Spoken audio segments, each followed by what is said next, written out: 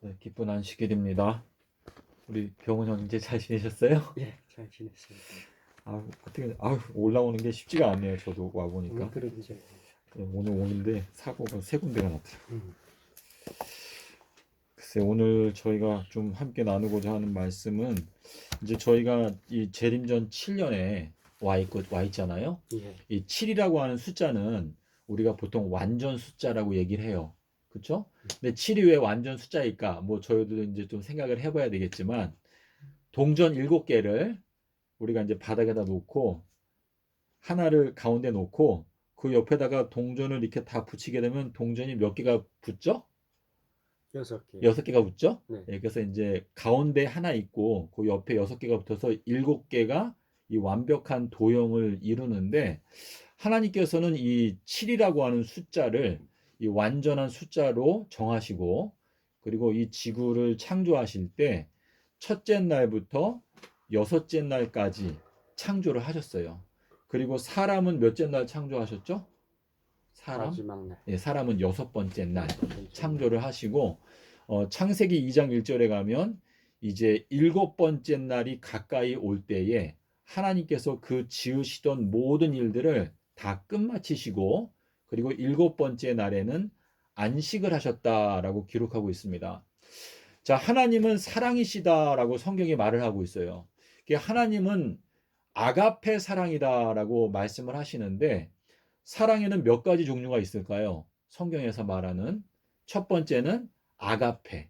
아가페 사랑은 무조건적인 사랑이다라고 보통 말을 하죠. 그 두 번째는 뭐냐면 필레오라고 말해요. 필레오. 필레오는 우리가 보통 영어로 하면 fellow, 옆에 동료인데 친구 간의 우정을 말합니다. 그리고 세 번째는 이제 에로스라고 해서 남녀 간의 사랑을 이렇게 말을 하는데 성경은 하나님은 사랑이시다라고 말씀을 하시고 있거든요. 그래서 이 하나님은 무조건적인 사랑을 베푸시는 분이신데 하나님이 일곱 번째 날에 안식을 하셨다라고 하는 말은 무슨 뜻일까요?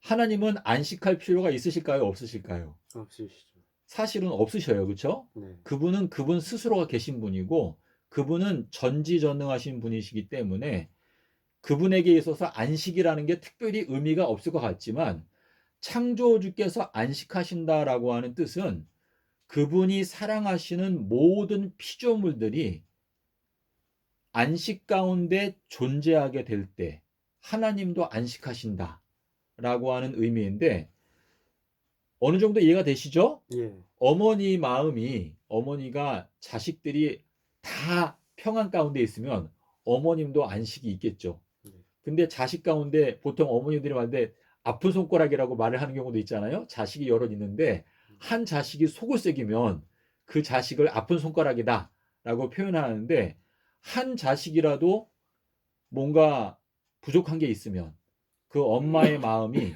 안식이 없는 거예요. 예, 그래서 이제 우리 창세기에 보면 창세기 2장 1절에 일곱 번째 날이 이를 때에 하나님께서 그 지으시던 모든 일이 다 끝났기 때문에 그건 뭐냐면 그분의 모든 피조물들이 완전한 안식 가운데서 아무 불편함 없이 다 지내고 있는 걸 확인하신 다음에 이제 하나님께서 안식하셨다라고 말씀을 하시고 있거든요.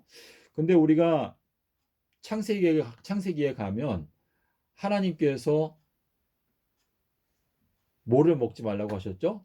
선악을 알게 하는 나무의 열매를 먹지 말라. 이렇게 말씀하셨는데 아담과 하와가 딱 태어나서 보니까 이 지구가 얼마나 아름다웠겠어요. 예, 자, 그리고 이제 생명과 열매를 먹게 되면 그 생명과라고 하는 열매는 사람을 영생하게 하는 우리가 보통 말하는 불로초.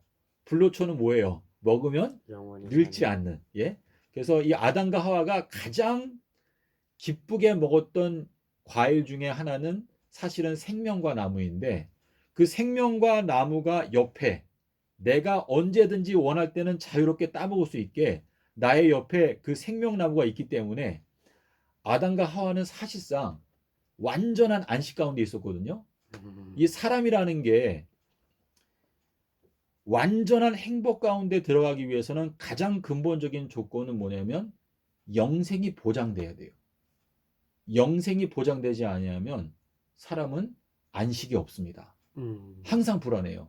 그래서 우리가 보통 산수에서 배울 때에도 무한대, 예? 무한대 밑에 숫자가 아무리 큰 숫자가 있어도 그거는 0을 뜻해요.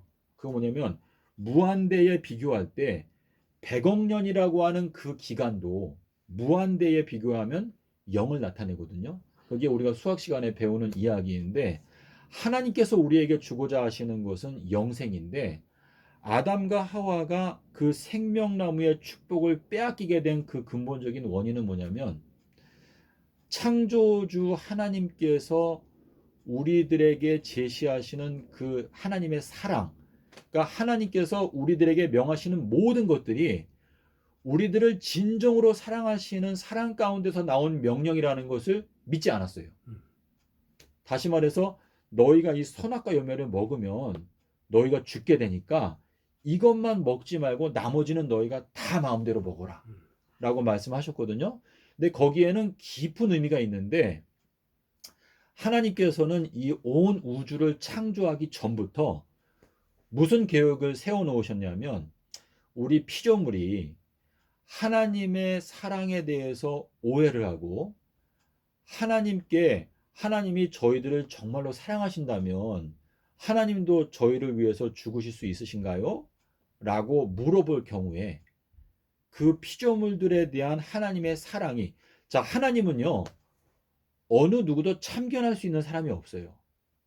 왜냐면 하나님은 그분 스스로가 계신 분이고 하나님한테 우리 피조물들이 하나님 왜 이렇게 하십니까? 불공평합니다. 이렇게 말할 수 있는 분이 아니에요. 왜냐면 모든 게 하나님께로부터 나왔고 하나님은 그분 자신이 법을 만드시는 분이시고 그분은 법의 지배를 받는 분이 아니세요. 다시 말해서 우리가 물을 끓이면 100도에 끓지 않습니까? 근데 하나님이 원하시면 5도에도 끓게 하실 수 있어요. 그건 하나님이 법을 정하시는 분이기 때문에 우리가 하나님을 참견할 수 없는데 하나님 자신은 그분 스스로가 어느 누구의 참견도 받을 필요가 없지만 그분 스스로가 순결하세요. 그리고 순결하기로 결정을 하신 분이기 때문에 그분께서 우리 피조물들에게 완벽한 안식을 주시기 위해서 창조를 시작하기 전부터 무슨 계획을 세워 놓으셨냐면 십자가의 계획을 세워 놓으셨어요. 근데 그 십자가의 계획을 이름을 정하셨는데 그 이름이 뭐냐면 요나의 기적이다라고 이름을 정하셨는데 그 뜻은 뭐냐면 비둘기의 기적이다. 그 뭐냐면 하나님께서 그분의 순결성을 증명할 수 있는 방법으로 창조주께서 피조물을 위해서 희생한다 라고 하는 계획을 세워 놓으셨는데 이 계획은 사실상은 영원토록 우리가 연구를 해도 그 계획의 그 놀라운 오묘함을 우리 피조물들이 온전하게 깨닫는 날은 오지 않는다. 그러니까 하나님이라는 분이 도대체 너무나 놀랍고 너무나 오묘한 분인데 그분께서 왜 피조물들에게 이렇게 놀라운 안식을 주고자 하실까? 이것이 우리가 영원토록 연구할 주제인데 주님께서는 이렇게 말했어요. 내가 땅에서 들리면 다시 말해 내가 십자가에 올라가게 되면 내가 모든 사람을 나에게로 이끌겠다 라고 이렇게 말씀하셨거든요. 자, 이끌림을 받는다라고 하는 것은 그분의 사랑의 능력인데 사람은 누구나 사랑을 갈구해요. 그렇죠? 사람은 누구나 사랑을 받고 싶어 하고 또 사랑할 상대를 찾아요. 근데 주님께서 십자가에서 죽으실 때는 우리 인간의 눈으로 봤을 때는 그냥 어떤 흉악범이 죄를 짓고 그 당시에 범죄했을 때 가장 큰 사형 방법 중에 하나가 십자가형이었어요. 십자가에 달아놓으면은 사람이 죽는데 며칠이 걸려요. 한 일주일이 넘게 걸리는 거예요. 왜냐면 몸만 박아놓고 그냥 말라 죽이는 거지. 그러니까 굉장히 고통스러운 고통 가운데서 예수님께서 죽으시는 모습을 봤을 때 사람들은 그냥 한 죄수가 죽는다라고 생각했지만 예수님께서는 내가 십자가에서 죽는 게 내가 하나님께로부터 받을 수 있는 가장 큰 영광이고 그것이 가장 큰 명예다라고 말씀하셨거든요. 그러니까 이거는 우리 인간의 눈으로는 잘 이해하기 어렵지만 예수님께서 그분의 근원이 무엇인가? 그분은 상고의 태초다라고 되어 있고 그분은 하나님의 본체다라고 말씀을 하시고 있어요. 그래서 창조주만이 우리 피조물들을 온전한 안식 가운데로 들어가게 할 수 있다라고 하는 그 뜻은 내가 만약에 병훈 형제를 위해서 죽는다고 하면 병훈 형제가 조금 감동을 받기도 하겠죠. 하지만 진짜 마음 가운데 우리의 심령 가운데 있는 가장 큰 질문 또 가장 큰 열망을 해결해 주실 수 있는 분은 창조주밖에 없어요. 그래서 우리 인간이 범죄했을 때 여러 천사들이 그러니까 예수님을 모시는 천사들이 본인들이 십자가에서 스스로 죽겠다고 자원해서 막 나섰어요. 어떻게 우리 창조주께서 죽으실 수 있느냐? 우리가 죽겠다. 근데 이 십자가는요, 조물주만이 지실 수 있는 길이에요. 그래서 하나님께서 아브라함 아시죠? 아브라함에게 하나님께서 뭐라고 말씀하셨냐면, 아브라함아, 너는 내가 너에게 줄 수 있는 가장 지극히 큰 상급이다라고 말했어요. 그래서 이 십자가 사건을 통해서 주님께서는 우리 모두를 이끌고 계시거든요. 그래서 우리 신약에 보면은 우리가 지금 현 기독교회가 문제가 뭐냐면 우리들을 위하여 죽으신 그 조물주의 사랑을 떠나서 인간의 견해를 따라가고 있어요. 인간의 견해. 근데 인간의 견해를 따라가다 보면 우리가 조물주를 떠날 수밖에 없는데 주님께서는 말씀하시기를 나는 포도나무다. 너희들은 가지들이다. 라고 이렇게 말씀하시면서 우리 각자가 이제 우리가 이렇게 만남을 통해서 우리가 인간 사이에서 서로 도움을 주고 도움을 받죠. 영적으로 또 육적으로. 하지만 우리가 절대적으로 우리의 마음 가운데 주인으로 모셔야 되는 분은 나를 존재하게 하신 창조주, 그리고 나를 죽도록 사랑하신 구세주. 근데 그 분이 같은 분이거든요. 그래서 그 같은 분이 나의 주님이다 라는 것을 잃어버리게 되면 저희들이 멸망에 빠질 수밖에 없다라고 하는 의미인데요. 이 마지막 때 주님께서 두 선지자를 세운다고 말했어요. 두 선지자. 자, 예수님과 아버지 하나님은 두 증인이다라고 말씀을 하셨거든요. 요한복음 8장 17절에 예수님과 아버지 하나님이 두 증인이시다 이렇게 말했는데 전도서 1장 9절에서 이 솔로몬은 지혜를 갖고 있는 왕이었어요. 근데 솔로몬이 전도서를 기록했는데 전도서 1장 9절에 보면 우리 이 지구 역사가 7천년의 역사이지만 이 지구 역사가 자세하게 보게 되면 이 지구 역사가 반복된다 라고 하는 말씀을 하고 있는데 자 우리 사복음서에 보면 이런 말이 있어요. 그 사두개인들과 바리새인들이 자기를 막 자랑하면서 나는 일주일에 2번 금식한다 라고 말했어요. 자, 이 2번 금식이다라고 하는 이 표현이 사실상 이 지구 역사 7천년을 두고 봤을 때 예수님께서 이 땅에 오셔서 공생애 하시는 기간 동안에는 하나님 아버지의 뜻을 이루기 위해서 오셨기 때문에 그 기간 동안에는 주님께서 금식하신 게 아니었어요. 주님은 이 땅에서 아버지의 뜻을 이루시면서 요한복음 4장 34절에 보면 나의 양식은 나를 보내신 아버지의 뜻을 행하고 이루는 것이다 라고 말했거든요. 그러니까 이 7천년 역사 속에서 주님께서는 그 중간에 네 번째 천년기에 이 땅에 오셨어요. 오셔가지고 아버지의 뜻을 이루시는 동안에는 주님께서 양식을 드신 거예요. 그런데 그 양쪽으로 다시 말해서 오시기 전까지 4천년 기간 그리고 승천하신 다음에 3천년의 기간이 있잖아요. 그 기간 동안에는 주님께서 사실상 금식하시는 거예요. 주님께서 마지막 만찬을 하시면서 뭐라고 말했죠?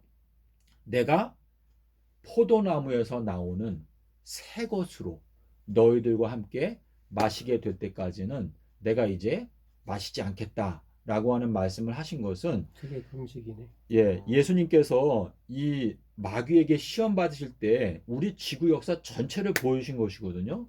40일 동안 금식하신 것은 4,000년의 그 하나님의 뜻이 이루어지기 전까지 4,000년이라고 하는 그 긴 기간이 지나가는 것을 말하는 것이고, 우리 온 인류가 예수님을 십자가에 못 박기 전까지는 저희들은 선과 악을 무엇인지 몰랐던 거예요, 지금까지. 근데 우리가 예수님의 목숨을 빼앗고 나니까, 예수님의 목숨을 빼앗고 나니까 전능자, 공의로우신 전능자께서 우리에게 이러이러한 결과를 주시는구나 하는 걸 우리가 지금 경험하고 있지 않습니까? 우리의 몸을 봐도, 우리의 머리 두뇌를 봐도 우리들은 원래 아담과 하와에게 주셨던 그 건강과 비교할 때 우리들은 정말 초라하게 떨어졌어요. 아주 밑에까지. 옛날에 아담과 하와의 경우에는 하나님께서 주신 그 지혜, 그 체력이 930살을 살았거든요. 그리고 책이 필요가 없었어요. 한 번 들으면 그냥 다 그대로 기억이 되는 거예요. 그런데 우리가 범죄를 하게 되면서 바로 옆마당에 있었던 생명나무를 우리가 빼앗기게 되었는데, 그 과정에서 우리가 지금 7,000년의 역사를 지나가면서 하나님의 말씀을 우리가 불순종하게 되면 이러한 결과를 맞게 되는 것이 하나님의 공의구나 하는 걸 경험하고, 창조주의 사랑을 또한 우리가 배우게 되는 거예요. 그래서 주님께서 십자가에서 죽으시면서 우리들을 위한 그분의 사랑을 확실하게 증명하셨다라고 지금 말씀하시고 있는데, 제가 이제 집에 개가 있다 보니까 우리가 이 사람으로 창조함을 받았다는 게 얼마나 큰 축복인가를 잘 망각하는 경우가 많죠. 그래서 성경에는 이렇게 말했어요.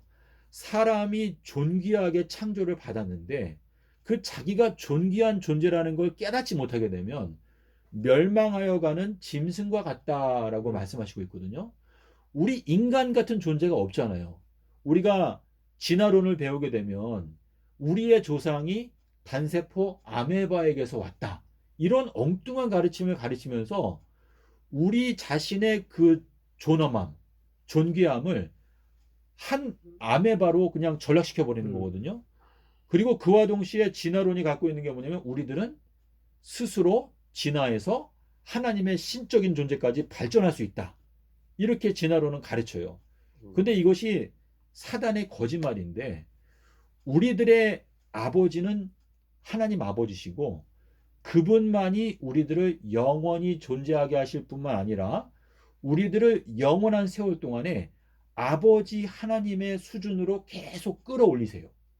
그래서 우리가 영원한 세월 동안에 하나님 아버지의 위대하심과 그분의 사랑을 점점 더 깊이 배우면 배울수록 우리들의 마음 가운데 있는 기쁨과 또 안식은 점점 더 완전하게 될 뿐만 아니라 우리 자신 스스로도 아버지 하나님의 사랑을 실천하게 되고 또 배우게 되는 그러한 존재로 우리가 거듭나는 것인데, 그래서 계시록 21장에 가면은 우리들을 뭐라고 말하냐면 하나님의 아들이다 라고 지금 말씀하시고 있거든요.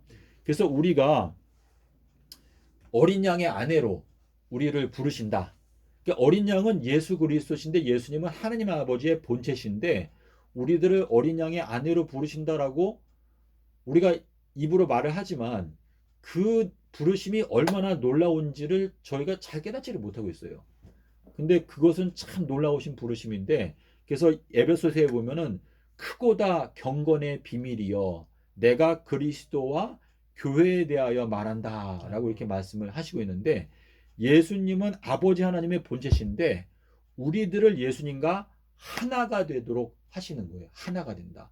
근데 예수님께서 뭐라고 말했냐면 나와 아버지는 하나라고 말했어요. 근데 예수님께서 우리들을 그분과 하나가 되도록 부르신다라고 하는 이거는, 우리들은 이 범죄하기 전에는요 선과 악을 몰랐지만 우리가 범죄하게 되면서 더욱 깊이 깨닫게 된 게 뭐냐면 십자가의 사랑을 알게 되면서 선과 악을 아는 하나님 아버지의 그룹 속으로 우리가 들어가게 된 거예요. 그래서 주님께서 이 마지막 재림전 7년 동안에 이 지구 전체를 심판하신다. 그런데 의로운 자들에게는 영원한 생명으로 우리에게 갚아주시고, 그리고 불의한 자들에게는 영원한 멸망인데 지옥불의 멸망이다라고 말씀하시면서 영원한 지옥불의 그 고통을 또한 경고하시고 있거든요. 그래서 하나님은 성경에서 하나님은 뭐라고 말하냐면 크고 두려워할 하나님이다라고 말씀을 하시고 있어요.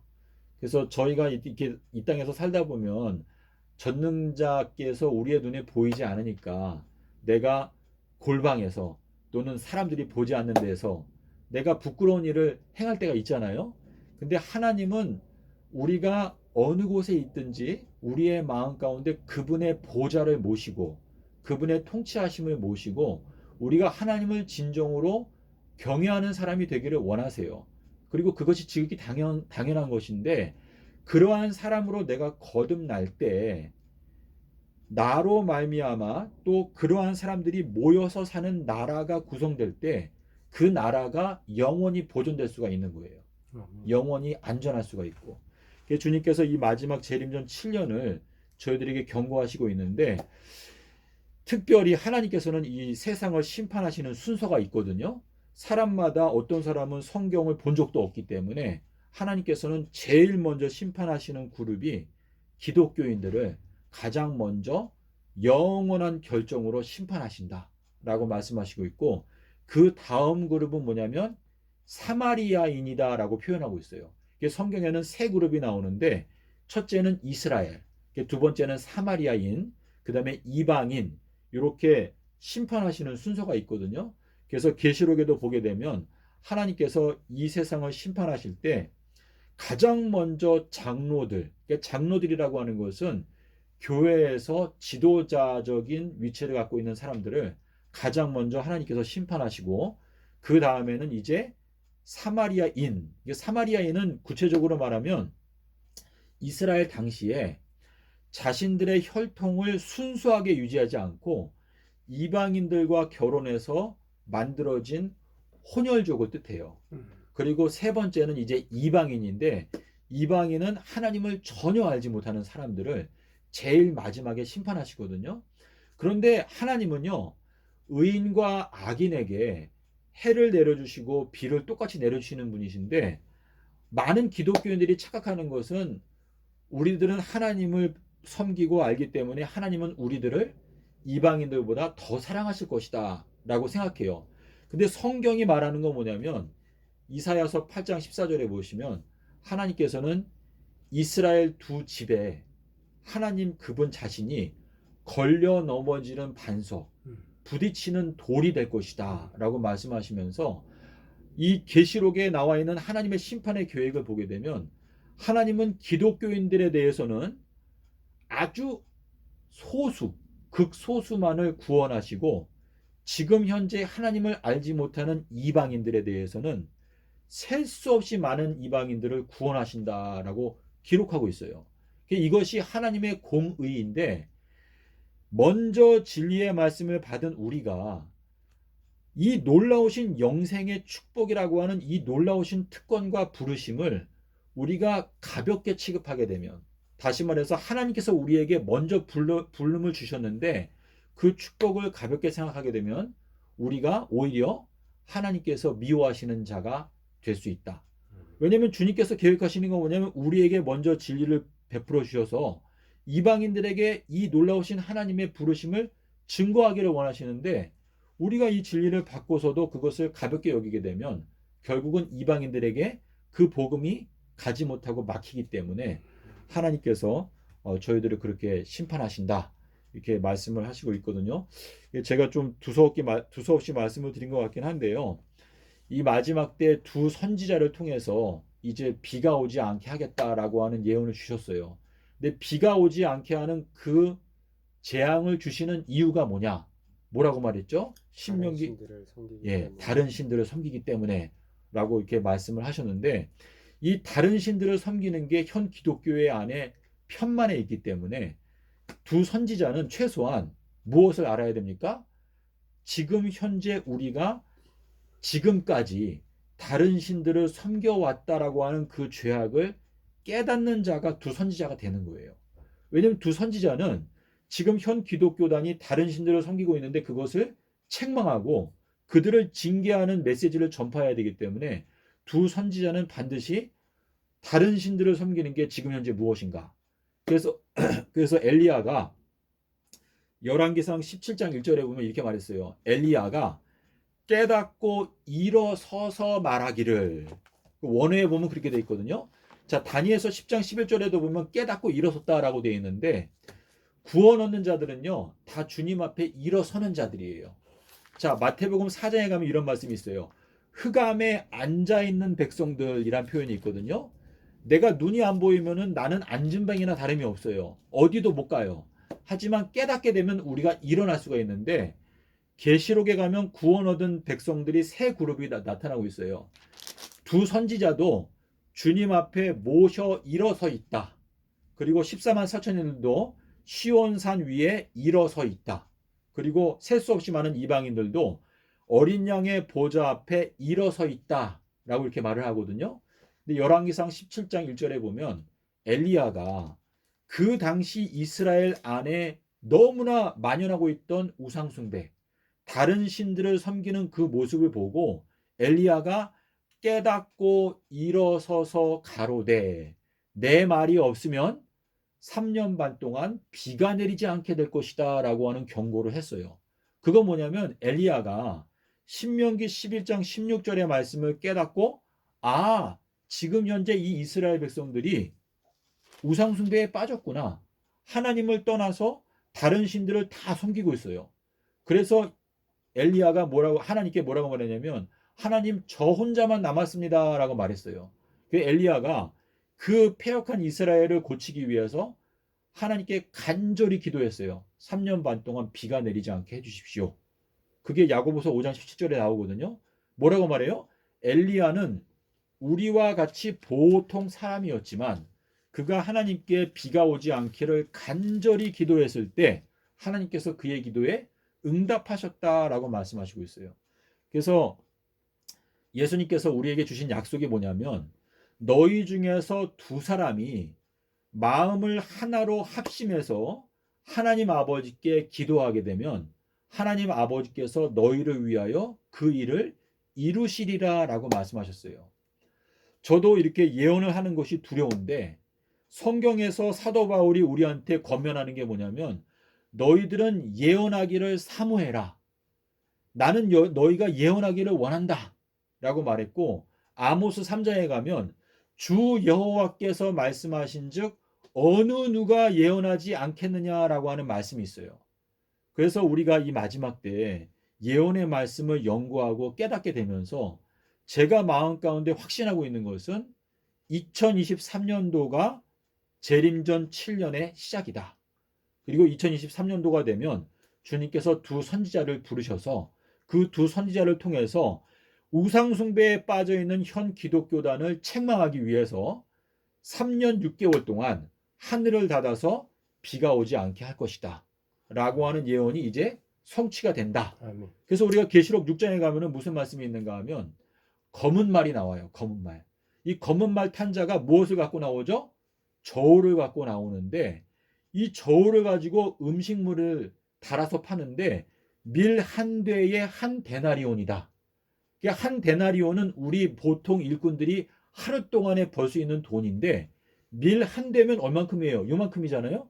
근데 요만큼을 제가 그냥 제 주관적으로 말하면 요만큼을 한 30만 원에 판다라고 하는 의미거든요. 근데 이 검은색이라고 하는 것은 예레미야 애가서에 보게 되면 사람들이 굶게 되면 다시 말해서 너무나 배가 고프고 오랫동안 기아에 허덕이게 되면 피부 색깔이 까만색으로 변한다라고 되어 있어요. 예레미야서 4장에. 그래서 하나님께서 검은 말은 세 번째 말인데 세 번째 말이 나오게 될 때에는 우리 인간들의 피부가 까맣게 변하는데 그 이유는 뭐냐? 우리가 지금까지 우리의 모든 필요를 공급하시는 하나님을 잊어버리고 다른 신들을 섬겨왔기 때문에 두 선지자가 이 악한 세상을 일깨우기 위해서 1260일 동안 비가 오지 못하게 하면서 무슨 메시지를 전하는 거예요? 너희가 포도나무이신 예수님께로 돌아가라. 너희들은 지금 현재 다른 우상을 섬기고 있는데 그것을 왜 깨닫지 못하느냐라고 말씀을 하시는 것이거든요. 그래서 저희가 이 마지막 때 우상 숭배, 내가 지금까지 섬겨왔던 게 뭐냐? 어떤 사람은 돈을 섬기고 어떤 사람은 명예를 섬기고 다 여러 가지 우상이 있어요. 근데 우리의 마음 가운데 숨겨져 있어가지고 나 자신도 잘 모르는 우상이 있을 수 있는데 우리가 하나님 앞에 기도할 때에는 뭐예요? 나의 마음을 살피는 시간이고 나의 마음을 주님께서 살펴주셔서 나로 하여금 깨닫게 하소서라고 하는 의미에서 우리가 기도를 하는 것이거든요. 그래서 기도할 때 아버지의 이름이 거룩히 여김을 받으시옵시며 라고 하는 그 말씀은 아버지 하나님, 그분이 이 온 우주를 운행하시고 존재하게 하시고 우리들을 완전한 안식에 들어가기 위해서 십자가까지 주신 분이신데 그 아버지를 우리가 기억하지 않고 다른 신을 섬기고 있지 않나 하는 그러한 기도를 하는 것이라고 저는 생각을 합니다.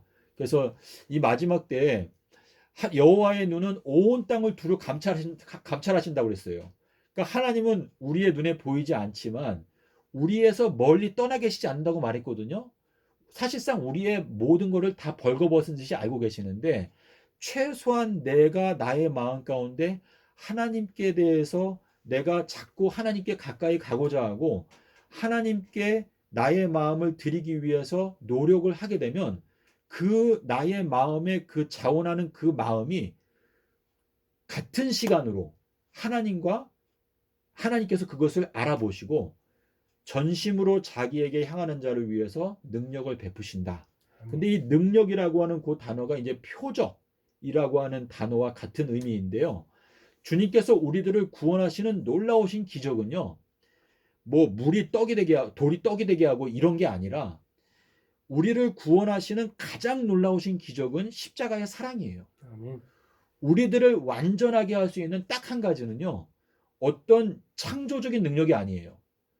그거는 십자가에서 나오는 가장 크신 사랑, 그 사랑을 내가 마음 가운데 깨닫게 될 때 내가 변화가 일어나거든요. 아무리 내가 놀라운 기적을 봐도 그 기적은요, 일순간이에요, 그냥.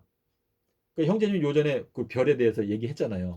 그러니까 우리들은 보통 기적을 보면 좀 놀라요. 근데 요즘 보니까 이 세상에 마술사가 무지 많잖아요. 마술을 보면 야 저건 마술이 아니라 저건 요술이다. 저건 마법이다. 할 정도로 정말 이해가 안 가는 마술을 보면 놀랍지 않습니까? 그러니까 사람들이 막 열광을 하잖아요. 막 박수를 치고.